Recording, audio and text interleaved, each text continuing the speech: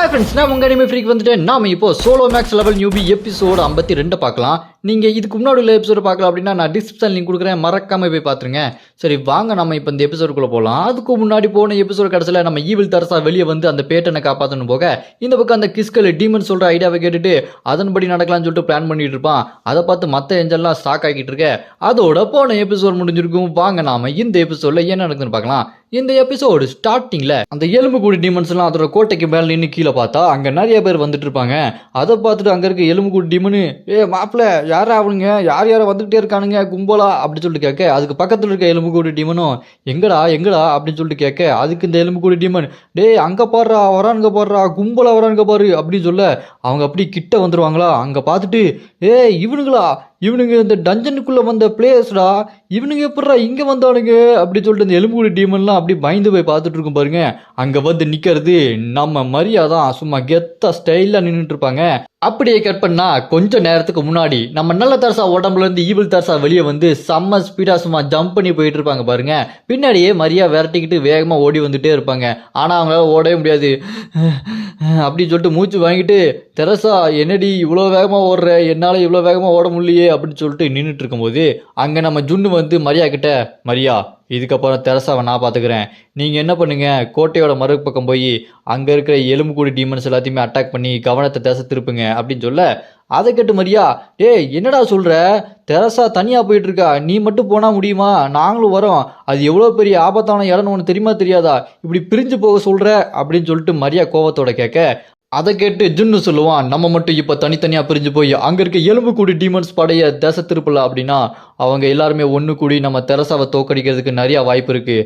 உனக்கு தான் தெரசா எந்த அளவுக்கு ஒரு பிடிவாதக்காரியும் தெரியுமே, சொல்லப்போனால் எங்களை விட உங்களுக்கு தான் அவளை பற்றி நல்லாவே தெரியும். அவள் இப்போ என்ன பண்ண போகிறான்னா உடனே பேட்டனை போய் காப்பாற்றணுன்ற முடிவில் தான் இருக்கா. அதுக்கு அவள் எந்த எல்லைக்குனாலும் போவா, ஸ்ட்ரைட்டாக அந்த எலும்புக்கூடி டீமன்ஸ் இருக்கிற அந்த மையமான இடத்துக்கு கூட அவள் போக நிறையா வாய்ப்பு இருக்குது. அது மட்டும் இல்லாமல் அதுதான் அவளோட ஸ்டைல், அது எனக்கு ரொம்பவே பிடிக்கும். நான் அவளுக்கு ஹெல்ப் பண்ண போகிறேன், நீ என்ன பண்ண போற, இங்கே நின்று வேடிக்கை பார்த்துட்டு முடிச்சுட்டு இருக்க போறியா இல்லை ஹெல்ப் பண்ண போறியா அப்படி சொல்லி கேட்க, அதை கேட்டு மரியா வாழ்வீரனே நீ என்னை பற்றி ரொம்ப தப்பாக புரிஞ்சு வச்சிருக்க, எனக்கு இங்கே இருக்க எல்லாத்தையும் தெரசா தான் ரொம்ப முக்கியம், அவளோட பாதுகாப்புக்காக நான் என்ன வேணாலும் பண்ணுவேன் அப்படின்னு சொல்லிட்டு பேரியர் ஒன்று போட்டு வானத்துக்கு மேலே கொண்டு போவா பாருங்க. அதுலேருந்து நெருப்பு பந்தா வந்து அந்த கோட்டைக்குள்ளே விழுந்து அட்டாக் பண்ணிட்டு இருக்கோம். இந்த பக்கம் பார்த்தா தெரசா, அதாவது ஈவில் தெரசா அதெல்லாம் பார்த்துக்கிட்டு, பரவாயில்லையே நல்ல தெரசாக்கு ஹெல்ப் பண்ணுறதுக்கு நிறைய பேர் இருக்காங்க போல இருக்கே அப்படி சொல்லிட்டு பார்த்துட்டு இருக்கும்போது டக்குன்னு ஜுன் அங்கே வந்து நிற்பான். அங்கே வந்து நின்றுட்டு, ஈவில் தெரசா நீயா, நான் நினச்சேன் பேய் மாதிரி ஓடும் போதே நீ தான் வெளியே வந்திருப்பேன்னு நான் நினச்சேன் அப்படின்னு சொல்லிட்டு வந்து நிற்க, அதை பார்த்துட்டு ஈவில் தெரசா நீ கரெக்டாக தான் கண்டுபிடிச்சிருக்க, ஏன்னா நான் ரொம்ப ஃபாஸ்டானவ அப்படின்னு சொல்லிட்டு இருக்கு பாருங்க. அப்புறமா அந்த ஈவில் தெரசா ஜுன்னை பார்த்துட்டு, சரி இந்த செவுத்துல அப்படி மேலே ஏறி போகிறதுக்கு ஹெல்ப் பண்ணுறியா இல்லை சும்மா நின்றுட்டு இருக்க போறியா, நான் அந்த செவுத்தை உடச்சி அப்படி உள்ளே போயிடுவேன், ஆனால் உடச்சிட்டேன்னா நிறைய பேர் வந்து வசன்னு அட்டாக் பண்ண வந்துருவானுங்க, அவங்க கூட சண்டை போகிறதுக்கு எனக்கு கடுப்பாக இருக்கும், அது ரொம்ப தொல்லை பிடிச்ச வேலை அப்படின்னு சொல்ல, அதை கேட்டு ஜுன்னு ஹெல்ப் பண்ண ஆரம்பிச்சிருவான். ஆக்டிவேட்டிங் சோல் சேசிங் மைண்ட் ஸ்வாட் அப்படின்னு சொல்லிட்டு மைண்ட் ஸ்வாடை யூஸ் பண்ணி அந்த செவுத்துல நிறையா கத்தி அப்படி குத்தி படி மாதிரி ரெடி பண்ணிடுவான். அந்த படியில் ஒவ்வொரு படியாக அங்கே ஈவில் தெரசா அப்படி மேலே ஏறி போய்கிட்டே இருப்பாளா.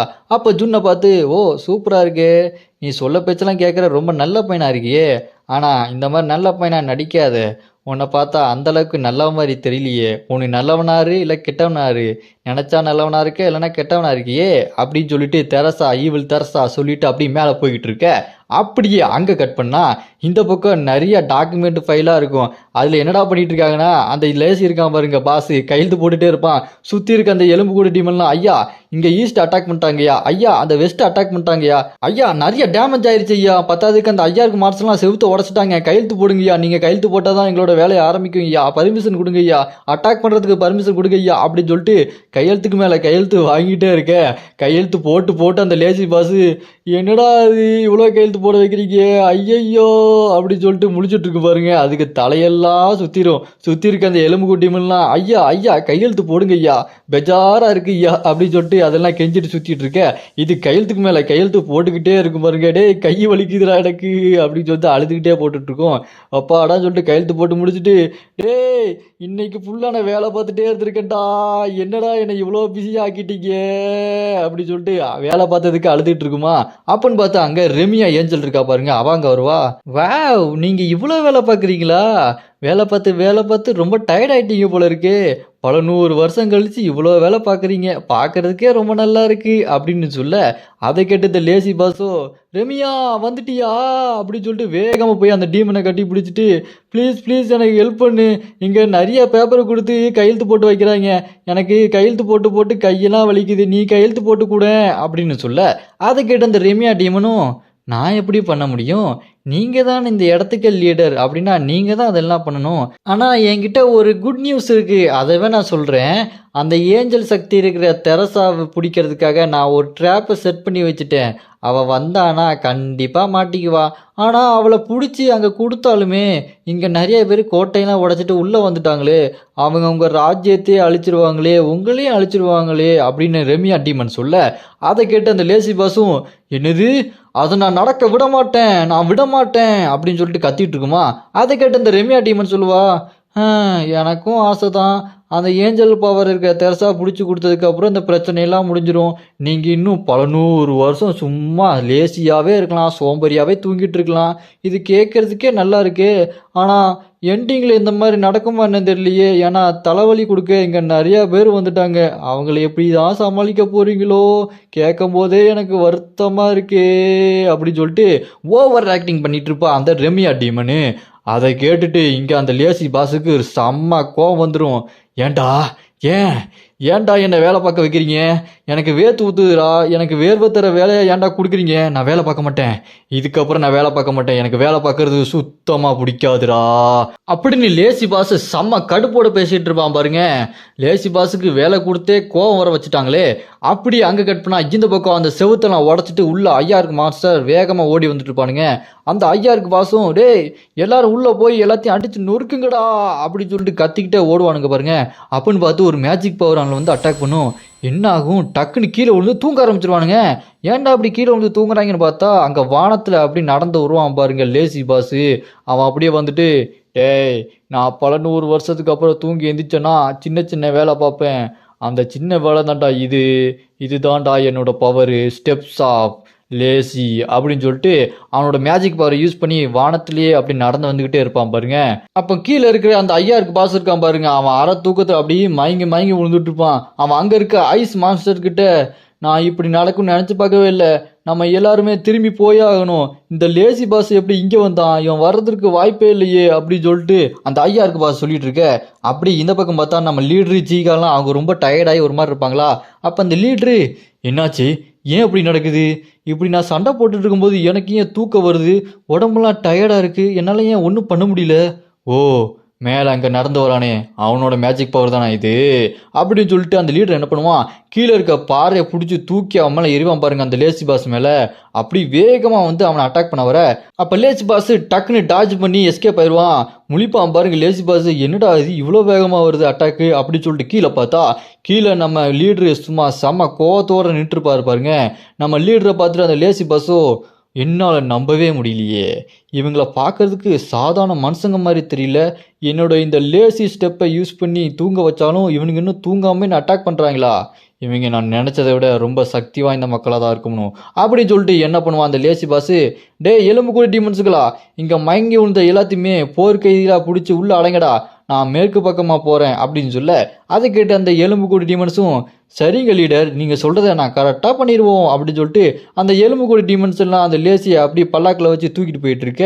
அதை இந்த பக்கம் அந்த ரெமியா டீமன் இருக்கா பாருங்க, பார்த்துக்கிட்டே இருப்பா, எவ்வளோ க்யூட்டாக இருக்கான்ல அந்த லேசி பாஸு, எனக்கு இவனை பார்க்கறதுக்கு ரொம்ப பிடிச்சிருக்கு, இவன் சோம்பேறியாக தூங்குனதுக்காக எவ்வளோ கஷ்டப்பட்டு வேலை பார்க்குறான்ல, நீயும் இதே மாதிரி வேலை பார்த்தனா ஒரு நாள் உனக்கு நீ என்ன வேணும்னு நினைக்கிறியோ அதுக்கான வேலையை நீ கொடுக்க தயாரா இருக்குன்னு நினைக்கிறேன் அப்படின்னு சொல்லிட்டு அந்த ரெமியா டீமன் சொல்லுவா.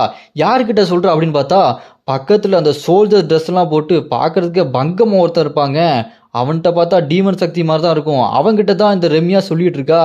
அவன் பேரு பிளட் லான்சர், அவன் சண்டை போடுறதுக்கு ரெடியாக இருக்க மாதிரி நின்றுருப்பான். அப்படியே அங்கே கட் பண்ணா இந்த பக்கம் அந்த எலும்புக்கூடி டீமன்ஸ் கிட்ட இருந்து ஒரு எலும்புக்கூடி டீமன் ஓடி வந்து, இங்கே பாருங்க நம்மளோட லேசி லீடர் அவரே நடந்து வெளியே வந்துட்டாரு அப்படின்னு சொல்ல, அதை கேட்டுட்டு அங்கே இருக்க எலும்புக்கூடி டீமனும், டேய் என்னடா சொல்கிற, லேசி பாஸே வெளியே வந்துட்டாரா, இது என்னால் நம்பவே முடியல, நீ உண்மையாக சொல்றியா அப்படின்னு சொல்லிட்டு அங்கேருந்து எல்லா எலும்புக்கூடு டீமன்ஸும் ஓடும் பாருங்க. அங்கே தனியாக ஒரே ஒரு எலும்புக்கூடு டீமன் இருக்கும். அது என்னடா அப்படின்னு சொல்லிட்டு பார்த்தா முகமுடியை கழட்டிட்டு பார்த்தா அட அது நம்ம ஹீரோ ஜின்னுங்க. அப்படியே கட் பண்ணா ஒரு சின்ன ஃப்ளாஷ்பேக்கு. அந்த ஃப்ளாஷ்பேக்கில் நம்ம ஜின் இதுக்கு முன்னாடி அந்த எறும்பு பாஸை கொண்டுட்டு ரிவார்டை வாங்கிட்டு இருக்கும்போது நம்ம ஜின்னு வீடியோ கால் பண்ணி ஹெல்ப் பண்ண சொல்லியிருப்பான் பார்த்தீங்களா, அங்கே தான் இந்த ஃப்ளாஷ்பேக் நடக்குது.